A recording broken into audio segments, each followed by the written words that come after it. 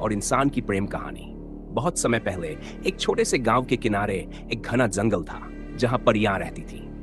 इन परियों के बारे में गांव के लोग कई कहानियां सुनाया करते थे, लेकिन कोई उन्हें देखने का दावा नहीं करता था। इसी गांव में एक युवक आर्यन रहता था। आर्यन स्वभाव से सरल, मेहनती और अत्यधिक जिज्ञासु था। उसे हमेशा से जंगल और उसकी रहस्यमयी कहानियों ने आकर्षित किया था।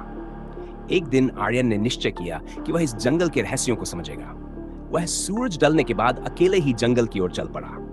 चलते चलते वह एक शांत झरने के पास पहुंचा, जहां उसने एक अद्भुत दृश्य देखा। एक परी सफेद पंखों वाली और चांदनी सी चमकती पानी के किनारे बैठी थी। आर्यन को अपनी आंखों पर विश्वास नहीं हुआ।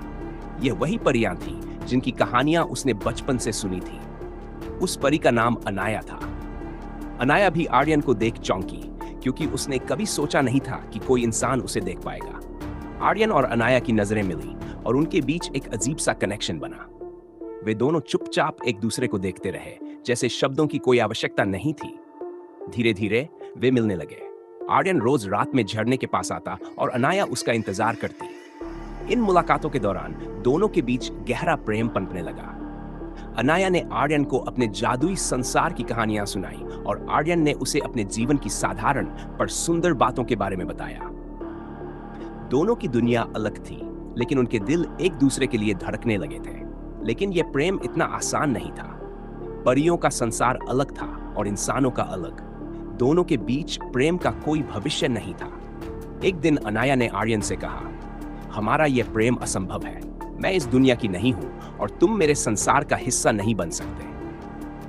आर्यन का दिल टूट गया, लेकिन वह जानता था कि अनाया सही कह रही थी।